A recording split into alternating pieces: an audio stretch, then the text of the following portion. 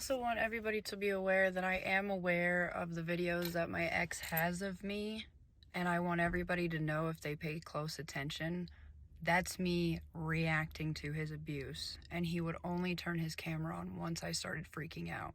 He would not turn his camera on during the initial conversation. He would only turn his camera on either during the meltdown crash out, or he would turn it on during the time I would be begging for his love and telling him I'm sorry for acting crazy and all the other stuff, right? But he would never actually initially record when the conversation started, right? Like when, obviously, if he knew something was going to go off, it wouldn't be in the middle of a crazy meltdown, right? And the fact of the matter is that I'm aware of how I look in all the videos. I'm aware of how I look in all the stories. I'm aware of that. I'm just tired of being the only person that is telling the truth and being made out to as if I'm the person lying. So regardless of it making me look bad, it's going to show everybody the truth. Everything that I'm sharing, everything that I'm showing is because I'm tired of the narrative. I'm tired of everybody saying that I'm the crazy one and none of this happened. I recorded these videos as well for myself, to show myself that what the gaslighting was doing, that he would do something and then he'd tell me it didn't happen, and I would just straight believe that it didn't happen.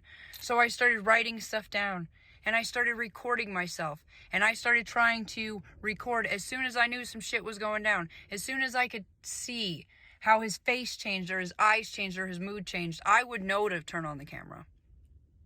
Okay? So even if he shares stuff in the future of me freaking out or whatever he shares of me, that's 11 years. That's a year's worth, 2 years worth, 3 years, 4 years, 5 years, 6 years, 7 years, 8 years, 9 years, 10 years, 11 years. Okay? And for the longest time, I didn't even react. I just was like, okay, baby, it's okay. No matter if I seen the evidence, I could literally see him doing it with my own eyes, and I'd be like, he didn't do it. You know what I'm saying? Like, it was that bad. The gaslighting was so bad that he could do something to me and then 2 seconds later say it never happened. So I had to start recording. So I don't care what he has on me, whether it makes me look crazy or bad or whatever. It is what it is. And that's the reality in reactive abuse, or reactions to the abuse, reactiveness, how they put it, the psychology for it, right? Okay?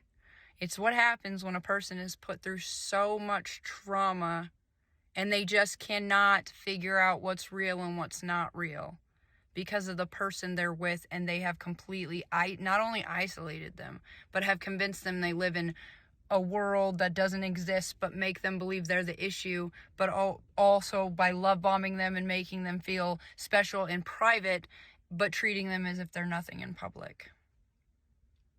Since January, since that man walked back into my house, and I started seeing and noticing things that were different, the way he acted in such a big way, that it started triggering me to realize all the other things that went down. Starting seeing like him for who he actually was. Seeing things that once made sense didn't make sense anymore. Him being out of the house for that 30 days and not being allowed to enter our space opened my eyes so much. And then when he came back after 30 days, and he completely acted like we were the biggest problem in the world. And he just kept getting worse and worse and worse. And in January, I seen it. And in February, I started recording my plans to escape. And every time he got wind that he thought I was going to leave, even though I'd be like, no, we're not leaving. No, everything's fine. Trying to play off as if everything's perfect so that he wouldn't manipulate me, so he wouldn't gaslight me, so the cycle wouldn't start over. Okay, I stopped the cycle and he kept trying to interject the cycle. And he did quite a few times. But that 30 days in between December and January, and then the 8th month, at this point it's 7 months, but on October 18th, it'll be 8 months. So what happened during the 8th month separation, where we were separated, and then the last 2 weeks of being openly, publicly single, without him controlling the narrative from my side, which he was doing for quite a bit, where he would tell me what to tell people and how we would go about things and how we would say things and how he kept me on the back burner and how he would do things. We would just go about it his way. And then 2 weeks ago, he didn't like how I acted or what I said and stopped sleeping in bed, and that initiated us openly being publicly single. So I posted it immediately so that it was out there so he couldn't change his mind if he decided to sleep in bed that night. I wanted it to fully be out there so that people could see the cycle for what it is, or at least stop the cycle from happening, so I could actually start sharing my real story, sharing the truth about what was happening to me, sharing the truth about what it's like to actually be with a person who is a narcissist on such a level that even he thinks it's okay. He thinks it's completely okay. He lives in a world of where he's like, this man thinks he's God. Everything he's ever got away with, everything he ever did, he's made it clear, like, he never is actually punished for anything he does, and he never has been. Everything in his life, never been punished. He just, and he'll always live that way. Nothing will ever happen to him, and no matter what he does, he'll be rewarded in the end. So I just needed it to stop. I needed the horribleness and the messed up stuff that was happening to me in my life and in my relationship. I needed it to be real to me. So these videos and all this stuff that I've been sharing has everything to do with making it real for me. The person that was stuck in this for so long. The person that was convinced that even though I was living it, it wasn't real. And then all of his people that are around him doing the same thing to me. Can you imagine being with one person and then being gaslit not only by him, but an entire family of people gaslighting me into believing that I'm the problem and that he's an angel, that he does nothing wrong ever. Under any circumstances, he do anything wrong. And everybody in that entire family is scared of him. Like, viciously scared of him. They won't say anything against him. They won't go against him. They will do everything that they can to help out, take out anybody that he needs them to take out. Like, they are, I've never seen one single human being be able to control the masses like he does. And now I know exactly why they basically kicked him out of prison. Just imagine a person they had to get rid of from prison because he controlled the masses in prison.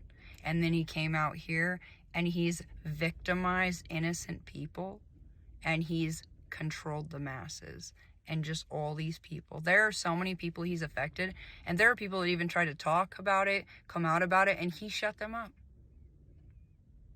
People that he hurt, that he can't take that shit back.